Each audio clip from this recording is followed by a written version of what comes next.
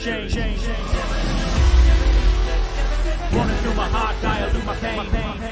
Assalamu alaikum, brothers and sisters. We are back with another episode of Rerouted Raw, and today we have a very special guest that's joining us. Ben, how are you, Ben? Assalamu alaikum wa rahmatullahi. Alhamdulillah, I'm good. How's things? Yeah, good, man. I'm Good, glad to be mashallah. here. I've made it, mum. I'm famous. Well, he's already, mashallah, famous, we can say, Nah, to a degree astaghfirullah. on, mashallah, Nah. TikTok, and we'll, Instagram is all just TikTok. No, just TikTok and YouTube. Mashallah, TikTok and Yeah. YouTube. We'll talk about that a bit later, inshallah. We've also done some other stuff, which is coming out very soon. With the brothers at Ira, so Yeah. some skits, some It's really been interesting fun. skits as well, mashallah, where people will appreciate your acting skills that you have, mashallah, you're really good at. But Ben, today's show, what I really want to get into, bro, is your story. Okay. Right? As you've said to me already, like no one knows about your story. You haven't mentioned it Not really. anywhere. No, a little bit here and there. And from what I've heard of it before going live with you now or recording, it's quite a fascinating journey if you think about it, right? And it's quite different. It's not sort of the sort of typical. I don't know if typical is the right word, but the stories you hear all the time, right? It's somewhat different, and I think it'll inspire a lot of people as well. So let's start right at the beginning, right? You obviously weren't born Muslim, right? What age was it when you started to? I'm not going to say look into religion. Let's go before that. What age was it when you started to maybe think about life more seriously and what you were doing and what things you were following and so on and so forth? Yeah, it's definitely when I was late teenager. Like just before leaving school, like year 11, I think it is. So I was like raised kind of like I was raised an atheist basically. My mum and dad don't believe in God, and anyone that's religious, they're called Bible bashers and all that sort of stuff. And it was weird. When I was a kid, I did go to Sunday school though, but my mum used that as like a babysitter, rather than like, because they wanted to teach me religion. They just looked after you and stuff. So growing up, religious wasn't a serious thing. In my like teenage times, I got into rock and all that sort of stuff. And then there was a girl that I fancied, and she was punk and stuff. And I was like, oh, yeah, if I get into that, I might be able to, get in there, stuff like that. And yeah, so I got into punk, and punk, punk, when people say punk, they think just a normal rocker with like long hair or whatever. Yeah. But I'm talking a proper punk, like big spiky hair. Full on, and it comes with a belief system. It comes with a belief system of anarchy and like anti-establishment and anti-religion, atheism, big, strong atheism, hating. Why is that? Why do you think that is? So like punk became a thing like in the 70s, and it was about rebelling the social norms. And I think that, like the Sex Pistols and all that sort of stuff, those bands, they set the standard of the tone, and religion is about conforming. So it's punk's about not conforming. It's about not being controlled, not submitting, and it's proper hedonism, mate. So obviously that doesn't fit with any religion really. So yeah, religion is thought of as an oppressive thing. Everything that a active, like what they call hard atheists, what they believe, a punk would believe times 10. So it's like a full-on rebellion, basically, Yeah, against yeah. society, against norms and things like this. Yeah, and I think what triggered it. It was also, it wasn't just because it's what got me into it, fancying this girl, but I was really attracted to it because I felt that we as humans we're not in place. It feels like we're not meant to be living like this in this society, and it feels out of place. And I was looking for a way of life that was right and just, and I just got into this anarchy stuff, man. The idea that what's wrong with society is capitalism and all that sort of stuff, and it went too far into like full on anarchy. So yeah. No, it is very interesting because if you look at like obviously after the advent of modernity, and the promises that were made and the norms that were sort of suggested, and like you said, the systems and everything else that goes with it, people eventually, like in the 90s and the 80s, you see that they start rebelling against this, right? Because the promises were false, etc. And they just don't believe in the system anymore. Yeah. And, punk, as you said, is one of these sort of expressions of this sort of, showing that, if you like, the refusal to accept all of these things completely and just finding a new way. And you got into it because what's interesting, you said you got in initially because of, a girl that you fancied, right? But once you got in, then it became more meaningful. Yeah, it was for really you. attractive. So it kind of started with injustice that happened in politics in the UK and stuff in the 70s and 80s, way before I was born. Yeah. But it became a culture, and it became like a subculture, a brand of music. And when that happens, it can be passed over to different generations. And it had a bit of a revival in the early 2000s. So I just got into it that way. It's really attractive because you become a part of, you fit into a group that is outside of the norm. It gives you I really felt that this is the truth of life and everything, and everyone else is blind, and I'm and all that sort of stuff. So it's really attractive because of those sort of things, I'd say. It's hard to think about. It's been a while, guys. It was like when did I stop being a punk? I stopped when I was about 20. So I'm 31 now. So it was ages ago. But before we get to when you stopped, what I want to know from you is, like you said, you felt it was the truth. Yeah. Oh, I'm sure people sort of believe in it, and that's why they it's like, it is like this punk subculture. It was like a bit of like a cult. It was all about no rules, but there was loads of unwritten rules. That's what I was getting at. Yeah. So I mean, like, if it seems like when you get into this, it's like there's no rules. You do what you want to do. Yeah. But then you're saying that there were rules as well. Yeah. If you didn't dress a certain way, you weren't a part of the punk. Like if you go on Google now, type 1980s punk. Look what they look like. If you weren't dressed like that, you weren't a punk, basically. If we get a chance, I think we may Jamal. Yeah, I'll get a picture. Probably get a picture up, just so people know what Ben's talking about. Yeah. So you were in this sort of movement for how long? 5 years. I don't know, a minute. So I got into it when I was 16, 17, 18, 19, 20, 4 years, probably. Okay. Yeah. Okay. And then why did you leave? Because it's not true. It's not true. Anarchy. Also, I got really into the belief of anarchy when I first got into it, and it was like, and anarchy itself is a political belief system, right? And it's one of those things that there's things written about it. There's even Spain had anarchy for 2 years at some point, and So I truly believe that the way us humans are meant to live isn't controlled by people, and if you take the reins off, we actually become good people. That's what I believed, and that kept getting debunked slowly. So I adapted that anarchy belief, and then it became it had to be paired with.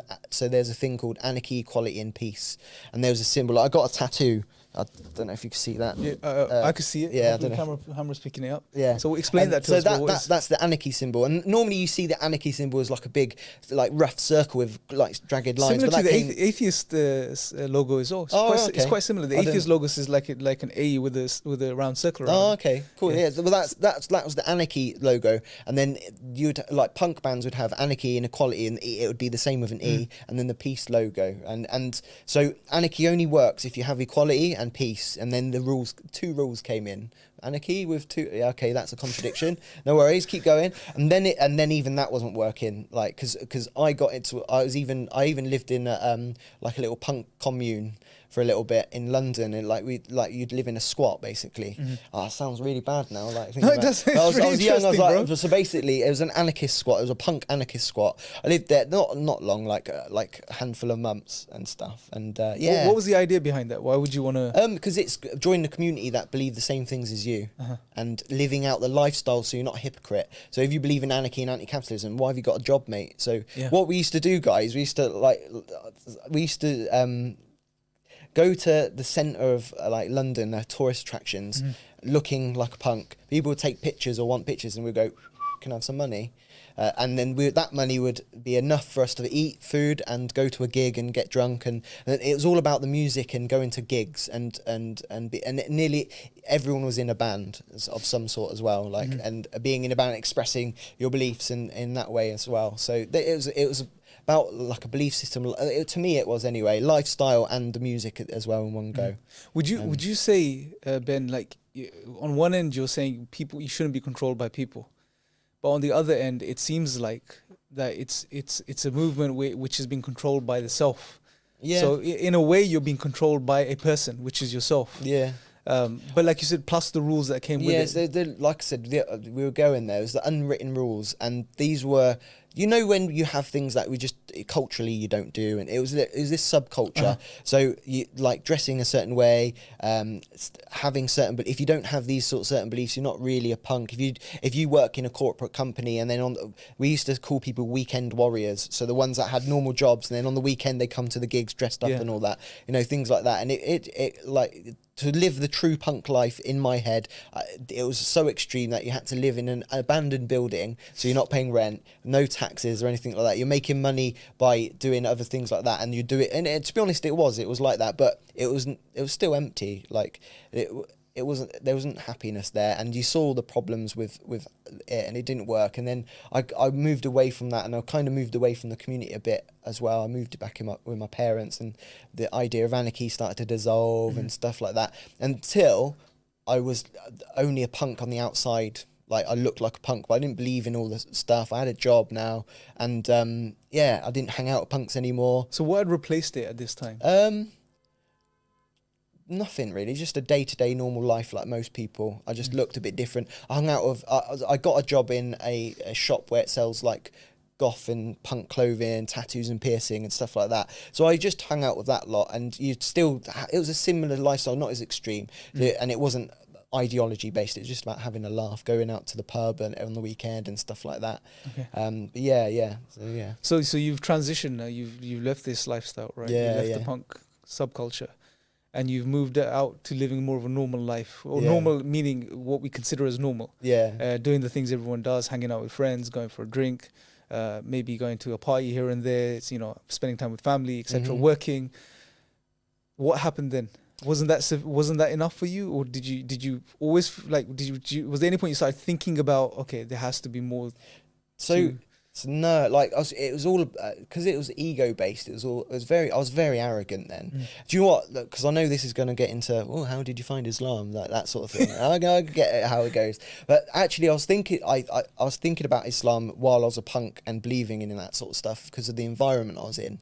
Okay, that's interesting. So when I say that, so I got a job when I moved away from London and all that. I got a job at Burger King, flipping burgers for a bit, and there was a couple of Muslims working there. There was one that wasn't really practicing. One, he now looking back, I can see he was like freshly practicing. He really got quite like, yeah, cool, I'm really into it. And I would ask him questions because I was an atheist. I kind of wanted to catch him out and stuff like that. I'd ask him questions about Islam, but also didn't know enough about Islam, and I thought they were like, you know, if you offend them, you know, they'll get angry.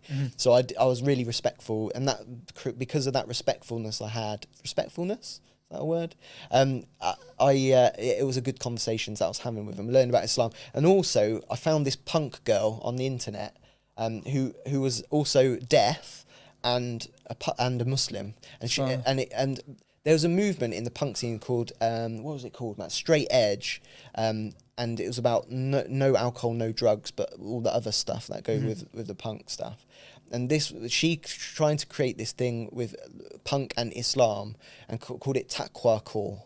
Taqwa Core, something like that. And it's actually, someone made a movie about it. I don't know, I haven't seen it, but she's in American stuff. And I was like, she come up on my MySpace back when we used to use MySpace. She came out, I was like, started talking to her, and she was kind of, I was like, how can you believe in a God? And she was started talking, and that's the kind of the first time I thought that that someone like me could be a Muslim. I didn't think about that, becoming a Muslim or anything, but it's kind of that, you know, the seeds were planting. Like Allah put things in my path that, like, little signposts, so to speak. Do you know what I mean? Yeah. You know, it's interesting. Just I know it's a side question, but I'm just intrigued. You know, the whole punk scene seems to be rebelling against the system, right? As one of the fundamental tenets of it. But there's also the atheism. So it's not a rebellion against people, it's a rebellion against God or gods, right? What's the link there? Is there a link there, or is it just something that you just... Do you know what? With punk, there's loads of slogans and stuff. They normally came from, like, songs. There's no gods, no masters. So it's renouncing all like, control that anyone's got on me, you as an individual. And there's loads of songs that are anti-religious. I remember one was like... oh man, I quoted it to some of the Muslim friends I got, and they laughed. Never mind.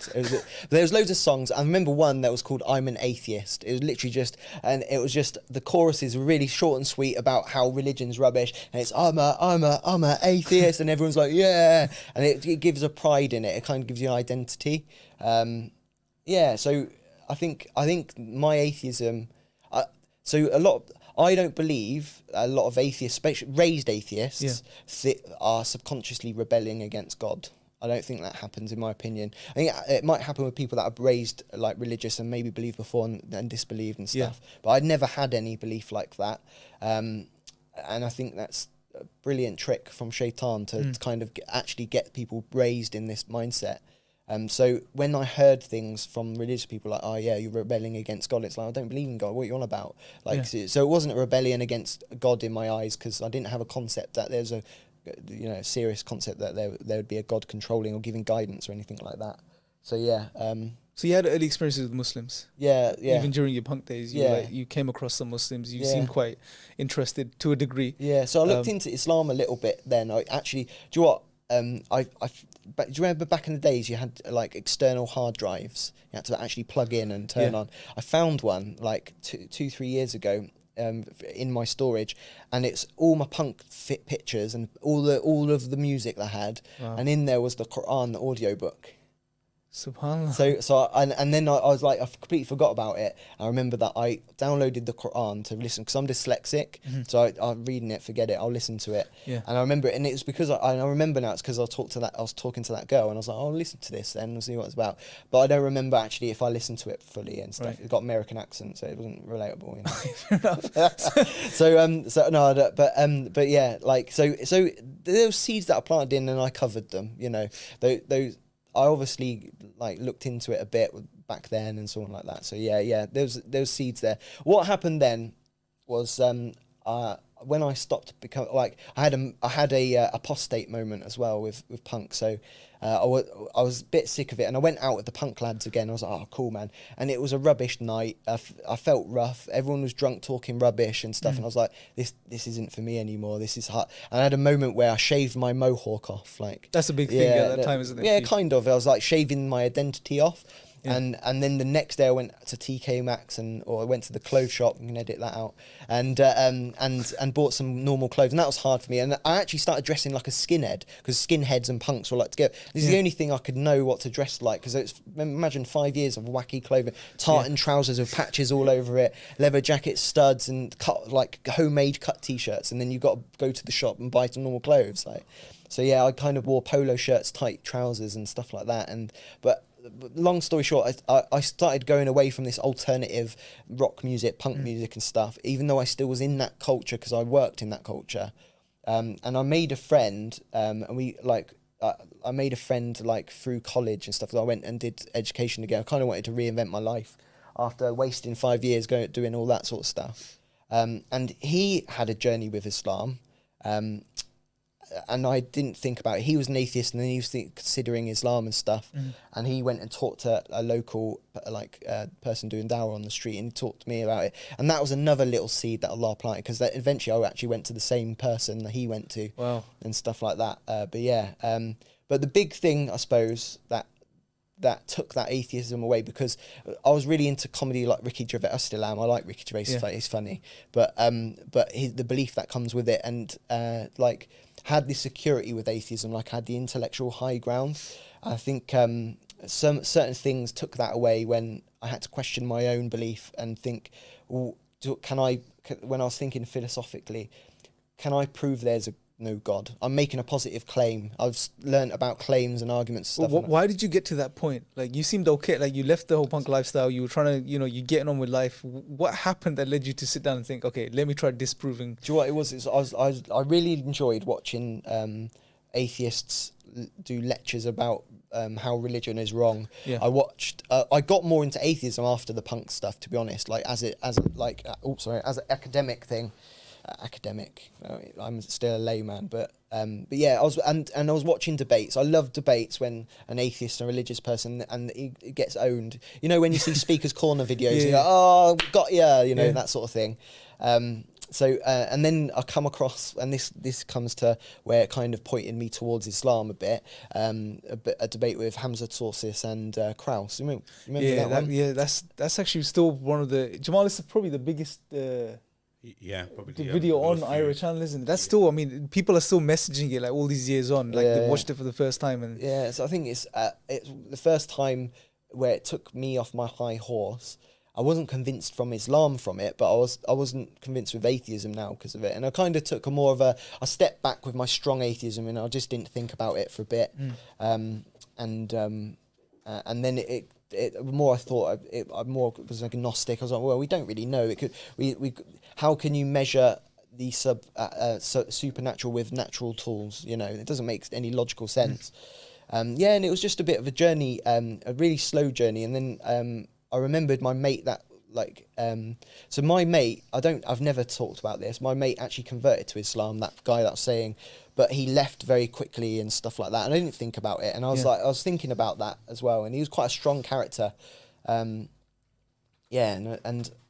that's why the things that he must have said stuff to me that I forgot about, that made me look into Islam about, and it was about the historicity of it, about that the Quran is preserved. We know the Bible's got like holes in it, and you can see the changes. We don't know who the authors are and stuff like that. But this Quran actually, about the Prophet Muhammad, peace upon him, this is historical. You can go right back, and that's fact. That's something you can hold on to. So I started to look into Islam a little bit, just leisurely, and then it became like boom. I got well into it. I was watching YouTube videos and reading books and stuff like that, and I already knew, this is long story short with that part of the journey, I already knew in my heart I wanted to accept it. I needed to accept Islam, but I didn't want to accept Islam because of all the responsibilities that come with it. Yeah. And I knew, so there's a nice analogy that I kind of experienced. So we all know as Muslims, everything in the creation is worshipping Allah by obeying Him. They haven't got free will. The sun prostrates to Allah subhanahu wa ta'ala, that sort of stuff. Yeah. But the only creation is the human and the jinn that have free will. I didn't really think about the jinn then, obviously. But now, me as a human, I've got free will. And if I don't obey Allah subhanahu wa ta'ala, I'm outside of that synchronation with everything else that's created. And that's what we describe as that whole. That whole, I don't know what I'm doing in life. And all my life I knew that was a thing. Like, the way we're living now isn't natural. It's not meant to be. And that's why I've been like subconsciously and consciously searching for how we're meant to live. I even went through a stage of believing that we're meant to live as tribal people and things like that. Things like that. And and Islam was answering lots of questions. You can verify it back to the Prophet, peace upon him, and then you got to challenge this claim. So this guy was either lying, he was telling the truth, he was deceived, all sorts. And when you look at the historical evidence, and it was like, the guy was like, this is me back then. The guy was like exiled, and he's eating palm leaves. And at any moment he went, "Oh no, I'm joking. Oh no, I'm not really. Can I have that money and women that you said about? When they offered him loads of power, he could have done that any time. Yeah. And he didn't have enough followers to make. I mean, if I was there, I'd be like, this isn't working, guys. Like, forget it. And if I was like in his position, this is how I was thinking then. If I was in his position, and I was faking it, and I was lying. I was just, lying or really intellectually, I knew stuff people didn't. I'd be like, oh God, it's not working, man. We're like starving to death. Like, my stomach's killing me. There's people dying, people getting tortured. If I can end this now just by saying that it was a joke, or whatever. And he didn't. Obviously he wasn't lying. Yeah, but was he deceived? I don't believe in in a Christian devil or anything that would deceive. There's no evidence that reality exists. So that's out the window. Was he mad? That could have been an option. So I looked into that. There's no signs he was mad. In fact, all the things that he did in his life, a mad person wouldn't really normally be able to do. He ran a nation. You know what I mean? He had relationships with many wives and actually kept those relationships in a good way, and you know what I mean, and people would have reported that he's doing this and that. That's a bit weird even before he got revelation. Yeah. So what's left? So you it seems like you actually did a lot of thinking. Yeah, I did a lot. know? Do you know what? It was really stressful, man, because it's Yeah. like, I don't want this to be true, but it's getting true, and I got a bit obsessed with it, and I was like, oh no, and I was living with a girlfriend at the time. She would go to bed, and I'd spend hours at night just looking and watching videos and trying to debunk stuff as well and all that sort of stuff. And eventually, like, in my heart, I was like, look, if I don't want to accept this, but I'm going to have to, or I'm a hypocrite. Like, I could bury this in the sand and just do all the fun of the world, but I would be a hypocrite and I would be back in the same position again. So there was a struggle. Like, it seems like you went through a real like headache of battling yourself and the two sides of yourself. I think it's battling ego, you know, because battling your wants and desires. And I became a Muslim begrudgingly. Like, you hear like revert stories like, oh, I couldn't wait. Oh no, and I felt the peace in my heart when I took the child out. For me, it was like, oh yeah, okay, we've got to do it then. Work begins now. Yeah, it is true though. Yeah. Like, not everyone has that like spiritual moment. Mine was a very intellectual journey. I didn't believe in spiritual things or anything or experiences. I didn't have any spiritual. The closest thing to a spiritual experience, I told you beforehand, is that I had dreams that it was weird. So I didn't have any dream that the Prophet peace be upon him came to me or anything like that. So become Muslim. I had a dream that I was a Muslim. I had dreams that I was hanging out with other Muslims. Like, I watched a documentary about Muslim converts once, and I was like hanging out with them in my dream and stuff. And I had a dream that I was married to a Muslim wife. What's this? And it was weird, because after that, you know, those dreams that are so vivid, it felt real. It was like you've woken up from the real life, and now I'm in this life. What's going on? It was one of those. So I emotionally felt like me being a Muslim. And I think that those were the signs that Allah gives to ourselves. You know, Yes. Allah says that He gives signs in this world and within ourselves. And those are the little things that hit you off emotionally to get you ready to go on this journey. Did you during this particular phase where you were like had this battle going on, you're convinced but you didn't want to be convinced, you know, you're looking for evidence against this, but going back and forth. During this whole process, did you ever feel like that, you know, obviously you've mentioned that it's like Allah shows you His signs and He's guiding you through these processes. Did you ever begin to speak to God? That's a really good question, because that's the hardest thing I did when I started. No, I didn't. It was all even though intellectually I knew that there was a God, there was still that disconnect where this is an intellectual journey and it's like, okay, this is true. In fact, it's just before I took my Shahada, that's when I first made dua, because I learnt about what dua is and stuff. And I was like, and it was the most awkward thing I've ever done, because I've never done that before. I've never talked to what felt like myself at the time. And what the weirdest thing was, because the thing that, we haven't talked about this, but the thing that convinced me there was a creator and there's one creator. It wasn't because I didn't look at Islam and go, okay, they believe that, so I want to believe that. It was the attributes of Allah that I kind of thought about, philosophized, a word? Philosophized, yeah. Yeah, philosophized. Dyslexia, mate. So I knew He was all-knowing, and He knew what I was thinking, feeling. He was with me on that journey. And it was almost like, I don't need to talk to you. You got my back. You know what I'm going through, man. But when I talked to Him, I felt so hard, because I was like, look, if this is the real journey, please help me on this journey. You know what I'm on about. Like, I was doing dua, and I did that because I saw that you had to do that and all that sort of stuff. And I was like, I'm fine. I couldn't formulate sentences to God, because it felt like I was in an empty room on my own talking to myself. Yeah. But I constantly was saying, look, you know what I'm going through, man. Like, you know, it was almost like, it was a weird connection. It was a weird, awkward moment. But every time I did it afterwards, it got easier and easier. And you know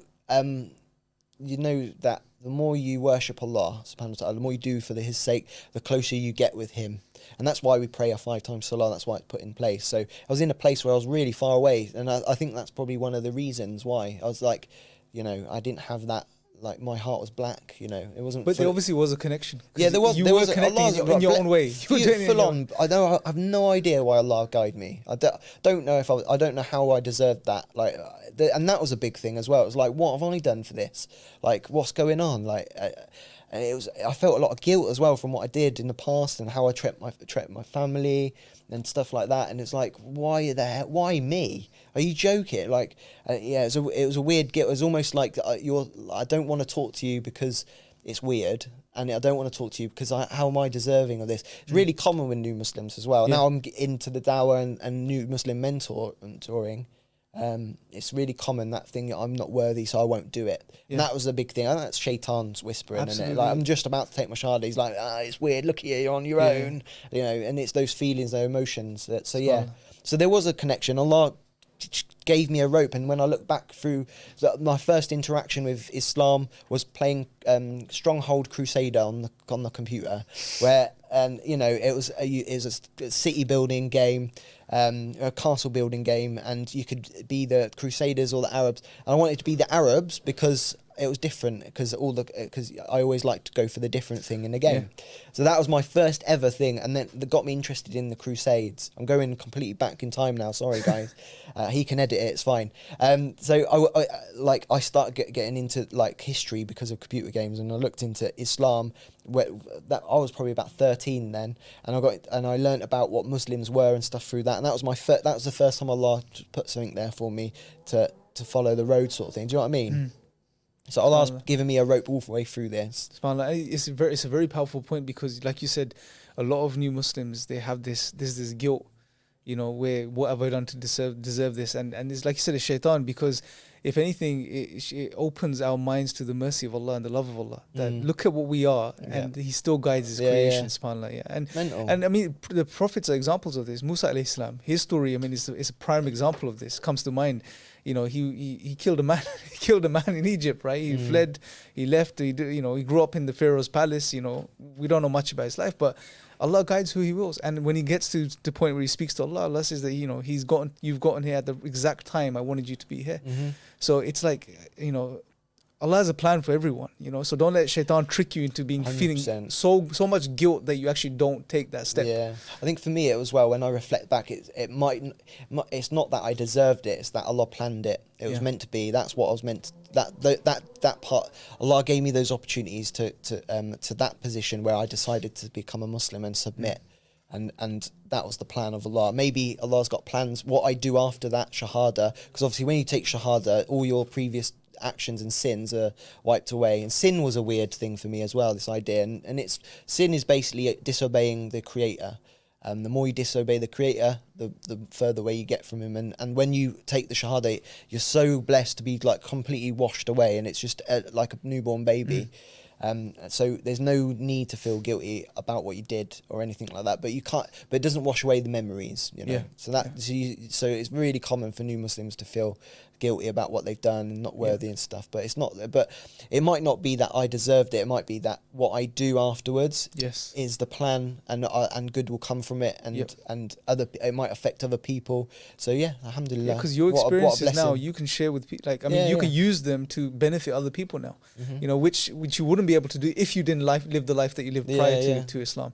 So there's wisdom behind everything, man. SubhanAllah. So the last thing I want to sort of get into, to just get you to sort of give some thoughts on, is you didn't stop there. You didn't just become Muslim, try to practice the best you could.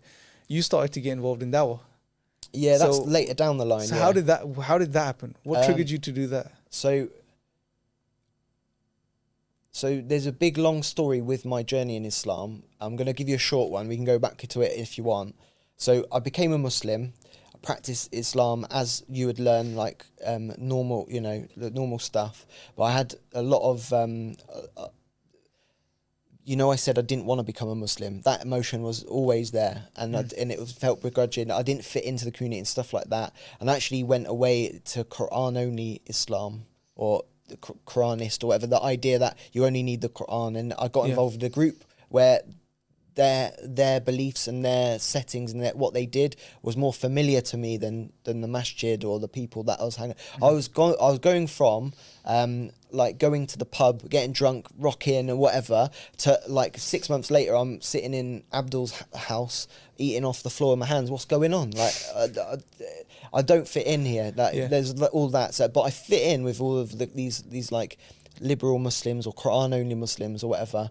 There was a lot of different mix of ideas in this group, and yeah, so I got involved in that, and I believe Allah took away His mercy because of that, and I kind of went away from the deen. I didn't stop believing, I just stopped practicing, and I came back to the deen, and this is where the dawah comes in. That's why I had to tell that bit. Because I was playing computer games one day, and I used to listen to lectures or YouTube videos while playing a game in the background, and one thing come up about Sikhism, right? And this is something you probably didn't expect. So I was like, oh, cool, what's Sikhism? I never knew about it. Not interested to become a Sikh or whatever, just wanted to know what people believe. So I looked into that, and then it came to a video of a Sikh and Muhammad Hijab at Speaker's Corner, and the algorithm said, oh, Speaker's Corner. You got to watch this. Yeah, so I got recommended lots of videos, and I was like, oh wow, Islam, and okay, and then I started listening to a lot of things on Speaker's Corner, and I started, like, at first I didn't like, so basically I'm involved in EF Dawah, which is an organisation, goes to Speaker's Corner, does Dawah and helps new Muslims through their journey and stuff, and now I am, and I contacted EF Dawah because I watched the videos and stuff like that, and I was like, look, I stopped practicing Islam, and I was scared to go back to Islam. So I had, like, at the time I was living with my girlfriend and her mum, and it was like, oh, this, I know it's the truth. Again, we've got to go through this again. I've got to make big life changes. And I kind of wanted to be debunked. I wanted... Watching those Speaker's Corner videos reminded me of why I was became Muslim in the first place. Not only that, it reinforced the intellectual ground there. And I was like, what are you doing, Ben? I took my head out of the sand. You know, when an ostrich gets scared, it puts his head in the sand. That's what I did in that time where I didn't practice. Yeah, I knew that it was there, and I was ignoring it. So I came back to the deen, and I'm sure a lot of born Muslims will go through this as well. Yeah. So this is kind of this. I'm sure, like, it's very familiar with this. So I contacted EF Dawah because I heard on one of the videos, yeah, we got a group on Facebook. I was like, oh, cool, Facebook. And I was like, can you help me out? Yeah, so I got involved with that. I became into this new Muslim group, and Dr. Imran helped me through this problem I had with hadith. Like, I didn't really understand it. And it's ironic, actually, because you can see how your desires take over. The one reason I accepted Islam was because of the historicity of the Prophet, peace upon him, and now I'm rejecting that. It was a big contradiction, and we're going. I went for it a couple of months of, like, and then I admitted that this Quran only Islam is not a thing. It doesn't work. Yeah. And the hadith. If I reject the hadith, I got to reject, the Normans invading Britain, because the historical evidence is stronger about the Prophet, peace upon him, than it is with what William the Conqueror did and what he looked like. But yeah, I believe he was there and what he looked like, you know. So yeah, and that's how I got involved in the Dawah. So it was really good. It's a really beautiful place to be in a group of other reverts and other born Muslims that have gone through it, other reverts that have been, like, Muslim for years, and it was a really nice place because we're all on different journeys. And you know Jordan, yeah, we're still in that group. He's in the group, and we would argue about stuff and leave and stuff because we're all going through this emotional and stressful journey of becoming a Muslim. Your first year as a Muslim is always quite hard because of the life decisions. Eventually, we all I established myself in the deen. Alhamdulillah, me and my girlfriend at that time, we split up, and I got married again, and I was really, like, alhamdulillah, to a believer. So I really established in deen, and I was ready, and I was already helping new Muslims anyway, but I was ready to kind of get to the next step and help other Muslims, other new Muslims in their journey. And that's how I got involved in the Dawah, because I was quite closer to the guys at EF Dawah. Then we're talking, like, in our little mentor group and stuff. And lockdown happened, and we couldn't do any Speaker's Corner stuff. And at the time, I wasn't helping with the Dawah much, really, other than new Muslim support. And so we had to do something. And Jordan and me used to go on live streams, and it wasn't like a big YouTube live stream. It was literally just chatting, and then the audience would come on. We just chat about our experiences as new Muslims and or as reverts and stuff. And then because of that, Jordan said, "Why don't we do that for EF Dawah while we can't go to Speaker's Corner?" Yeah. And this whole Dawah live stream thing started, alhamdulillah. So people going on, and then it turned into actually going on and inviting Christians on, or inviting atheists on, and because it's about debating what you know, different things like that. And some live streams we were just talking about the deen in general. Alhamdulillah, it's awesome. So that's how I got involved, and I was it was like complete qadr of Allah. I think I've got sparks in my personality where I basically started hosting the shows. So I don't know anything much about Christianity, so I'm definitely not gonna. But I'll host the show. I knew all the how it all worked and how you know like behind the scenes work. So I did it that way. Then I decided to make my own stuff as well. So I made my channel, and then recently a TikTok, and that's how I got involved in the Dawah. Inshallah, man. SubhanAllah. Bro, it's qadr of Allah, you know what I mean? It's always inspiring to listen to, you know, revert stories, but when you listen to, you know, stories like yours, it just, because you know, I'm sure everyone watching this right now can see some aspects of their own journey in your story. Yeah, you know, some more than others. Yeah. But it just gets you to appreciate how Allah guides, man. And you know, it's just you're in good hands, because life will throw you around. Things will come up. You will fall off track. Yeah. But you know, if you just remain, I guess, honest to yourself, honesty is a big thing, and sincere to yourself, 100%. Allah will guide you, man. 100%. And you know, bro, I think for this show, we're gonna wrap up today now, but I think what we're gonna do is we're gonna do a few more episodes on your journey, bro. Yeah, because it's big and long, and there's some really interesting parts as well. And what I especially want to get into in the next episode is new Muslim support. Yep. Yeah, because I think it's big, and I think you've got so much to share in regards to that, inshallah. So I think that'd be brilliant, inshallah. Cool. Jazakallah khair, Ben, man, bro. May Allah bless you, bro. Brothers and sisters, make sure to subscribe, click the notification bell, and make sure to share this video, and we'll speak to you guys next time. Assalamu alaikum. Breaking out the cage, tell 'em about the change. Adrenaline and rage, I may never change.